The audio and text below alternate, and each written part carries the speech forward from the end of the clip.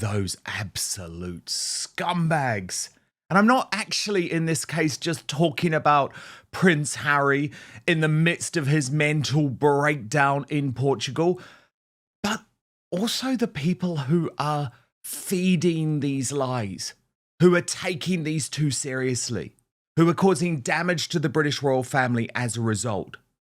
Honestly, it was so obvious that Prince Harry was using this trip to the United Kingdom as another bargaining tool, as another attempt to bounce his father, as emotional blackmail. And some people were sucked in. And that's what's super frustrating about it. I mean, this is why actually you have to rely on the independent media, not the mainstream media on this front, because I mean, The Sun was having a total crisis on Saturday. They were splashing on their front page about Prince Harry's pilgrimage and the fact that he was going to take Archie and Lilibet on this emotional visit to Diana's grave. There's Matt Wilkinson, the royal editor, published at 9 p.m. on the 26th of June. Well, just literally 21 hours later, security stub. Harry may not bring Meghan and the kids to UK next month as security request rejected days after King's olive branch. Now, we just have to stick to the facts here. There was never a change to security. There was never any indication that there was going to be a change to security. Harry's security situation has been exactly this since Megxit, when he was, by the way, warned by Queen Elizabeth II and King Charles, now King Charles, then Prince Charles, and Prince William, you are going to lose your security if you go through with this. Think about it, make sure we're going to give you that year's grace. He thought about it. Nothing has changed. Indeed, it has always been a media invention that there might even be a change, as XS81 pointed out. So Harry's G-string girlfriend, I mean, that is a reference to Charlotte Griffiths, maybe not fair given that they were intimate many years ago, but she was the first to report Harry's security. Nailed on back in January through the Mail on Sunday. And do you remember that headline? Prince Harry's stalker scare means he's nailed on to be given armed police guards. Insiders claim. And as Jen Carson-Taylor pointed out, at this point, we know those reporters in the Sussex WhatsApp group are either willfully complicit in their relentless games, as well as the smears against William or Catherine, or they are incredibly gullible and incompetent. Look, I'd say it's a bit of both, because we certainly know there is a mainstream desire to bring Harry back to the UK to cause drama for the British royal family. They definitely want that to happen, and they do believe absolute bull. I mean, come on. This show exposed the fact that Harry's so-called stalker was a fan, an African woman who had travelled to Africa and they had previously happily posed with. Come on. That was never going to change security, and shame on the Mail for pushing that narrative, even though at that point they were trying to cozy up with Harry ahead of the court case, hoping that he was going to settle. That's the thing. I'll always tell you what's really behind this coverage. And the most ludicrous thing is, in the midst of this breakdown that Harry is currently having, he's still briefing his favoured media outlets the fact that he's on holiday, which no one knew, which puts him under a security threat. This to People magazine. Look, Meghan Markle and Prince Harry take family vacation in Europe. It's Portugal, as questions swirl over the UK visit. And they said they are currently vacationing there with their children as well. And then it's just total madness, because People reports Harry and Meghan have planned public appearances. Archie and Lily not expected to attend any public engagements. It then reports The Telegraph saying that Harry is reconsidering the visit. But then they go on to report People understands that the details shared by the Sussexes on Friday night remain unchanged. So it's a mess. It is a total mess. And what's interesting is that Harry is now realising that the only newspaper in the UK that will take him seriously is the hard-left, monarchy-hating Guardian. And the briefing to the Guardian over the weekend was truly nuts. And I'm actually ashamed of the Guardian for publishing this. They write, the Duke of Sussex fears his children will not meet King Charles in the coming days after the UK visit was pulled out from under their feet at the 11th hour. It wasn't. As I say, nothing has changed. Prince Harry and Meghan were planning their first trip to Britain as a family in 4 years for events related to the Invictus Games. The Duke was said to have been excited for Archie and Lily to be reunited with Charles during the visit early next month. However, the family trip now appears uncertain after the government declined his request for police protection outside royal residences. A source close to Harry said on Sunday the prince was distraught at the development and that he would not subject his children to being chased by paparazzi wherever they go from the moment they step off the plane. Harry, you live in California. What are you talking about, mate? They said Harry was exploring other options to make the trip happen, but feared this would not be possible without proper security arrangements. The source told The Guardian their plans to see family, friends, and visit various charitable causes close to the Duke's heart have been pulled out from under their feet at the 11th hour. He's looking at every option to try and get the family here safely and keep them safe when they're on the ground. If he can find a way to do that, he will. The hope is that they can meet their grandfather, but there is no way that can happen if they are chased by paparazzi wherever they go from the moment they step off the plane. He won't put his children through that. But what is actually happening is that Harry is having a breakdown on holiday and he has lost the plot. And you can imagine how difficult it must be if you're part of his team who have just released the schedule to the media on Friday. Then Harry on Saturday freaks out and says, pull the whole thing. I mean, it's so embarrassing. It is so childish. Celebrities come here all the time under far more threat than Harry, and they just get by if they want to. And there's also no pressure. There's no demand for Harry to be in this country. Trust me. There's no demand for Meghan to be in this country. Actually, there's not even a demand for the children to be in this country. We don't care anymore. What we care about is the drama and the fact that he continues to damage the British royal family to such a strong degree.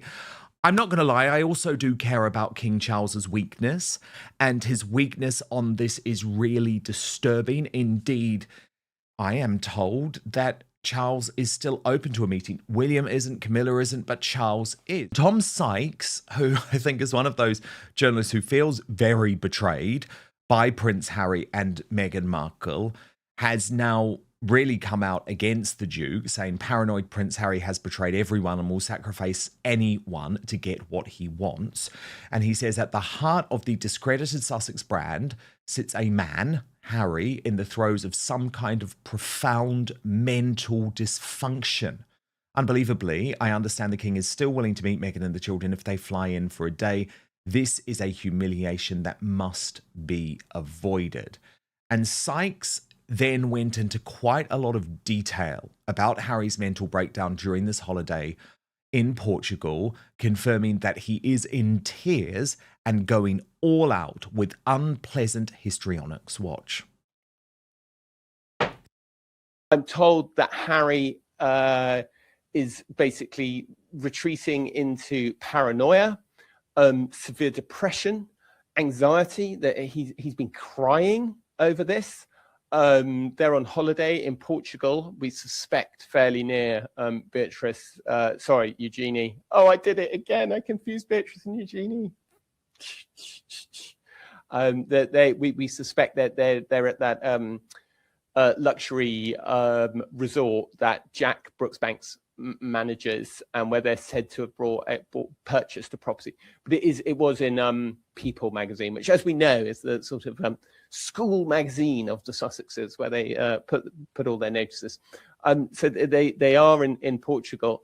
But yeah, I've been told that Harry in tears, like his voice breaking when he's been speaking to people on the phone. I mean, it's a joke. Rebecca English, who of course writes on behalf of Buckingham Palace as the head of the Royal Rota, said that after a week of claim, counterclaim, reverse ferreting and suggestions about what individuals may think, as regards reports Prince Harry has accepted an offer of accommodation on the royal estate, no such overture is understood to have been received by the royal household. So as Brittany of the Royal News Network put it, being part of Harry and Meghan's PR team must be absolute hell. The series of absolute blunders over their just 5-day visit is insane. But at least on the bright side, Ravek is telling Harry that they've reviewed his security needs for this trip and found there was nothing of concern. That should make him feel better. And of course, Brittany, if we were dealing with a sane individual who wasn't constantly living in paranoia, constantly believing that the British royal family were in some way wanting to kill him, and I'm not even joking when I say that, by the way, that is honestly where his head is at, then he would feel that way. But because he is constantly looking for drama, constantly looking for people to bring him down, he has literally destroyed, I believe, the one chance he had to bring anyone on side Brittany. He definitely did, Dan. This stunt was just sheer stupidity on multiple levels. I don't even understand what the attempt was and what they were trying to achieve, like maybe something, but this was just a series of absolute blunders that makes them look terrible, their PR team look terrible. And at the end of the day, it's really accomplished nothing, but I think turn more people against them. You cannot pursue this level of stupidity and not have it backfire on you. And Prince Harry, of course, living in the land of delusion, he's a narcissist, paranoid, all these things is simply just not helping him. It's not helping Meghan. It's not helping anyone. And the reality is, Ravik has looked at his case multiple times at this point. Every time he comes to the UK, they can do a review and assessment, and they haven't found anything to be concerned about. And so I don't know what he just seems to think that there's the whole world against him and everything. I can't imagine living with somebody like him at this point, between Meghan's absolute maniacal narcissism and Harry's delusional paranoid narcissism. I mean, it just must be hell to live with them on every level. Those I poor know. children, actually. Awful. And poor Jack Brooksbank and Princess Eugenie, who clearly have found themselves in the middle during this holiday. Brittany, I guess there are still the few people who are swallowing the Sussex propaganda. And you know, I always like to present both sides. So one of them is Chris Shipp, who is the royal editor for Woke ITV News. And he has actually been community noted on X over this. So he posted the arguments over Prince Harry's UK security rumble on. Now Harry considering not bringing Meghan and children with him to UK next week after being told he will get nothing more than the police phone number for a liaison officer. Whatever your view of Harry and Meghan and their decision to leave the royal family, it seems bizarre that King Charles's son and grandchildren, who are 5th, 6th and 7th in line to the British throne, get zero public security, but Taylor Swift does when she is in the UK. Now, one of the community notes Brittany read, other than the monarch, the only royals to get 24/7 security are the Prince of Wales and his family. The other working royals are only given that when they were on public engagements. Beatrice and Eugenie, then exactly 5th and 6th in line to the throne, lost Met security in 2011. The other thing is, Brittany, this Taylor Swift example is being used hugely irresponsibly. And I would expect someone like Chris Shipp to know better. But actually, Brittany, he isn't a journalist, in my view. He's part of the mainstream media, yes. But when it comes to Harry and Meghan, he is a propagandist for them because Tom Bradby is very good friends with him and is his boss, effectively. And Harry parrots all of this stuff to Tom Bradby directly. So Chris Shipp feels like he has to be their mouthpiece. But the Taylor Swift thing is so irresponsible to report it in this way. Brittany, if Taylor Swift arrived in the country with Travis Kelce tomorrow, she would receive absolutely no police security. She received police security once, Brittany, when she arrived in the country for those Eras gigs at Wembley Stadium, and there was a terrorist threat, which we don't like to talk about, right? Because you'd actually are meant to keep these security issues quiet, Harry, if you knew anything about it. There was a direct terror threat. She was bringing in something like £1 billion to the UK economy, and they decided that they wanted the concerts to go ahead, and as a result, she would be given police security on that one visit. So if there were a terror threat against Prince Harry, he would get it, and no one would complain about that. So this idea that Chris Shipp is pushing, that Taylor Swift can just swan into the country and get police security, is just not even close to true.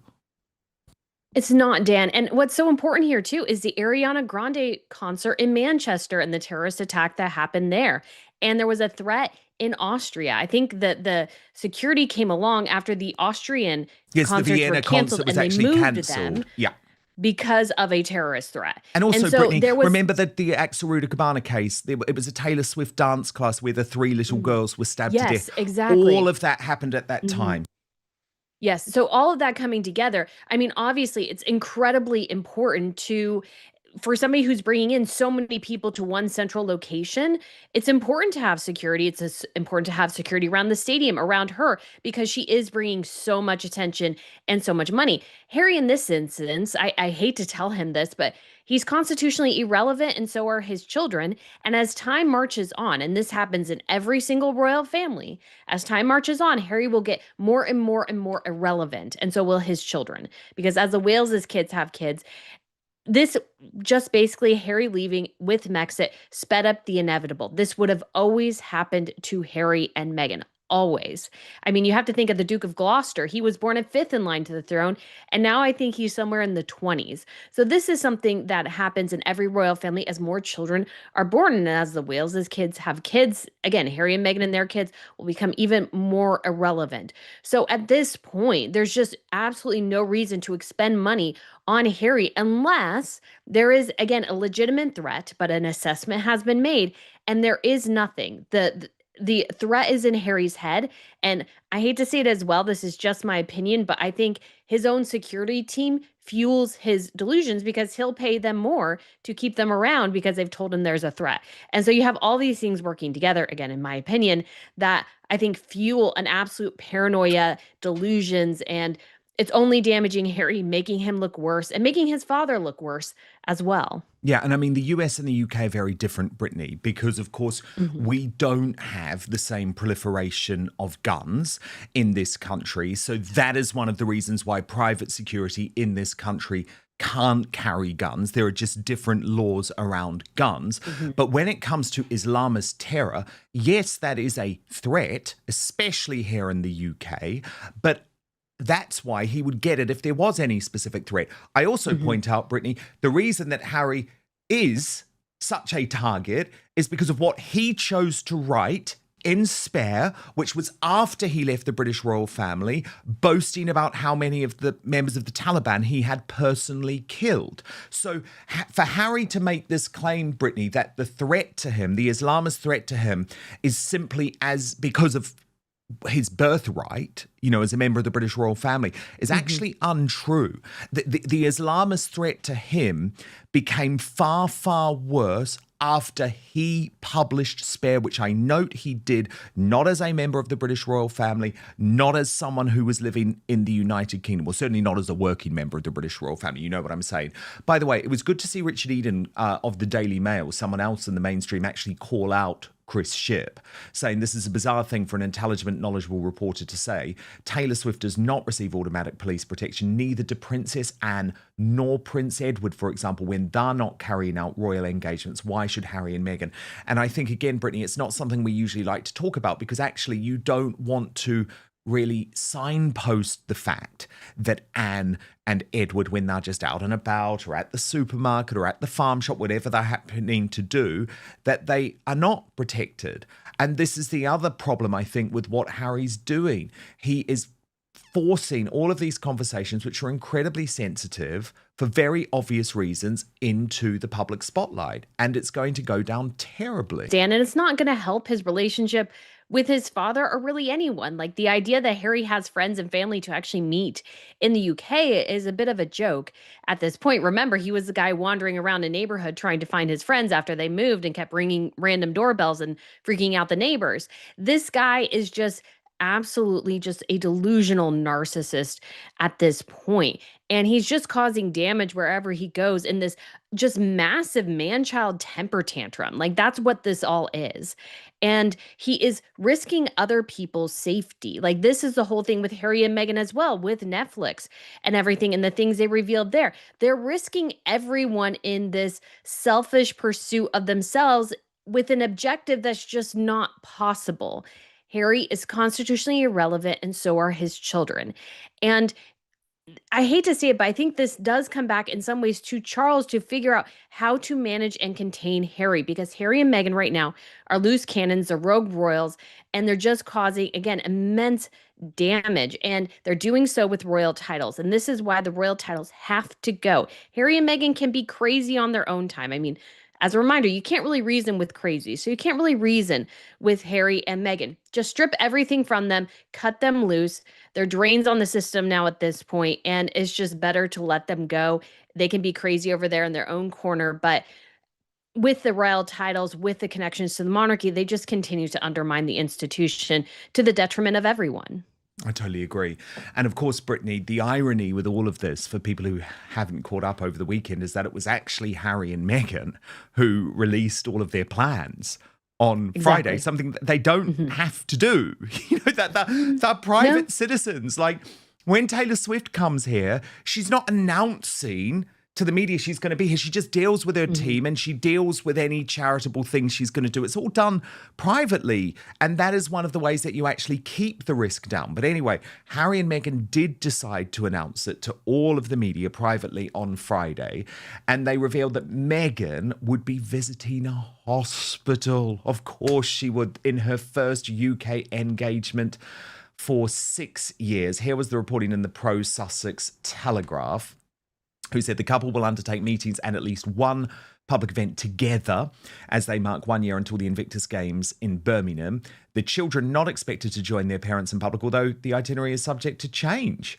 Prince Harry will undertake engagements from July the 7th till 11th, including a charity festival, Bereaved Children. He will attend a symposium about sick and injured military personnel linked to his Invictus Games and visit Birmingham's Children's Hospital to celebrate the 20th anniversary of its Well Child Nurse, a role created to support children with complex medical conditions and their family. The Duke and Duchess will both attend meetings related to the Invictus at the Royal Hospital Chelsea, home of the Chelsea pensioners and their distinctive uniforms. On July 10th, the Duke and Duchess will visit Birmingham's National Exhibition Centre for the Invictus 1 Year to Go event. He will watch and take part in exhibition events with veteran competitors. On the final day of the trip, the Duke will attend Scotty's Summer Festival at Maxstoke Castle in Warwickshire with bereaved military children from the charity Scotty's Little Soldiers. So they put all of this into the public spotlight, including the hospital visit, which disgusted a lot of people. According to Taz writing, Meghan will also be doing her Diana Act at another hospital focusing on sick children. This is honestly diabolical. Meghan doesn't care about others. She cares about optics. She uses people as props. Kids know she's fake as well. Tori Buckahai, who I really respect on X, how can anybody take this gruesome pair of charity grifters seriously while they treat Markle's 81-year-old invalid father as a pariah, even refusing to visit him in hospital while he was undergoing an amputation?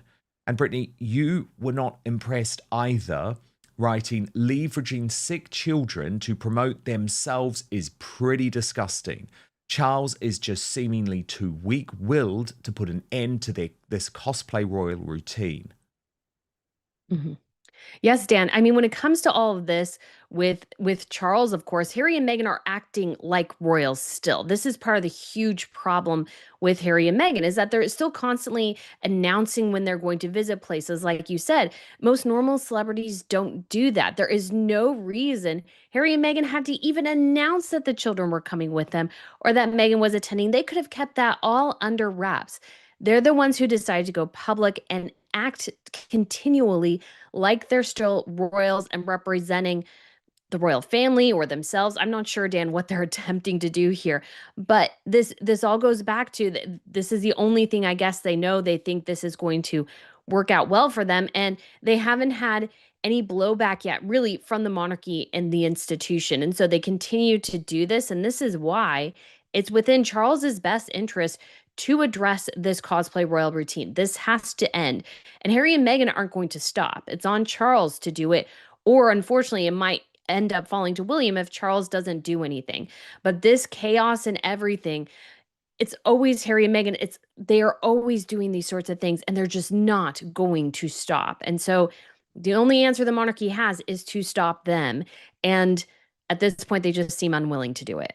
Yeah, they really do. And Brittany, I have to say, when all of this was developing over the weekend, I was at Lady Colin Campbell's ball at Castle Goring, which is something that she does every year for charity, for Care for Veterans. She's absolutely passionate about it. It was such a wonderful night, Brittany. Lots of the YouTube community was there, like Steph the Alternerd and According to Taz and Trevor Colt. It was honestly such an amazing night. I just wanted to thank Lady Colin Campbell. It was such an honor for me because I got to sit next to her, which is like, wow, I can't believe it. And of course, she had little Aurora there at one point as well. And honestly, Lady C has had a very, very difficult year. I don't really know if people are quite aware of the physical challenges she is facing after that terrible fall. And to see her back up and as the belle of the ball was just absolutely wonderful. She is going to be having some more surgery because she's still in so much pain with her hip. But honestly, you would not have been able to tell at the weekend. And there were so many members of the outspoken community there as well, because so many royalists and people had flown in from Australia and from various different states of America and all throughout Europe. So it was such a wonderful night. It's always like the highlight of my summer. So I just wanted to say thank you to Lady C, because all of that, of course, is for a charitable cause. And she was not going to stop it regardless of her health challenges this year, and it was just absolutely wonderful. But Brittany, there is so much more to talk about, because Catherine has just completed the most amazing challenge, something that she has kept completely private until going up the 3 peaks, and the footage of her on this mission is just a sight to behold. And of course, what we received at the exact moment that Catherine went public was Meghan Markle trying to steal the attention. She didn't manage to do so, but I'm going to compare and contrast. After all the speculation, the online reaction, and the very pointed commentary surrounding Prince Harry's latest UK plans, the key issue is narrower and more concrete than much of the debate suggests. This is not simply about headlines or social media claims. It is about whether a proposed family visit connected to Harry's July engagements could proceed under security arrangements he regarded as sufficient, and whether that in turn affected the prospect of any meeting with King Charles. According to the reporting discussed earlier, the sequence matters. On Friday, details were circulated indicating that Prince Harry was due in Britain from July 7th to July 11th for engagements linked to the Invictus Games and associated charities. Those reported plans included meetings at the Royal Hospital Chelsea, an appearance at Birmingham's National Exhibition Centre for the Invictus 1 Year to Go event, a visit to Birmingham Children's Hospital tied to Wellchild, and a final stop at Scotty's Summer Festival at Maxstoke Castle in Warwickshire. At the same time, other reports said Harry and Meghan were in Portugal with their children, while questions quickly emerged over whether the family would actually travel to Britain together. That uncertainty appears to have intensified when claims surfaced that police protection outside royal residences had not been granted in the way Harry had hoped. According to various reports, that decision was presented as a major obstacle to bringing Meghan, Archie, and Lilibet to the UK. But royal commentators have also noted that Harry's security position as a non-working royal has been debated for years, and that reviews are conducted on a case-by-case basis rather than rewritten for a single trip. That distinction is significant, because if nothing materially changed, then the controversy becomes less about a sudden reversal and more about conflicting expectations. Another layer involves protocol and presentation. The itinerary discussed publicly was unusually specific for a visit described in part as private family travel. Critics argue that releasing locations, dates, and even references to the children invited unnecessary scrutiny and made the security argument harder to sustain. Supporters maintain that some level of advance planning is unavoidable when public events, veterans' causes, and children's charities are involved. In that reading, the publicity reflected scheduling reality, not staged drama. The sharpest disagreement concerns motive. Critics argue that the trip was being used to apply pressure on the palace, particularly by linking the children's possible visit to the unresolved security dispute. Supporters, however, maintain that Harry was simply trying to create conditions in which his family could travel safely while also preserving the possibility of seeing the king. Neither interpretation has been independently confirmed, and that is why the language around this story matters. What this episode does show is how quickly a royal visit can become a test of protocol, trust, and public image. Even before any arrival time, meeting, or family encounter is confirmed, competing briefings can shape the entire narrative.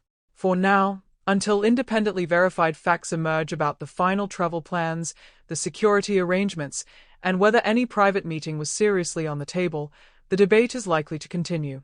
So what do you think matters most here? The security question, the public optics, or the family message behind the trip? Let us know in the comments, and if you want more careful royal analysis, Be sure to like, subscribe, and turn on notifications.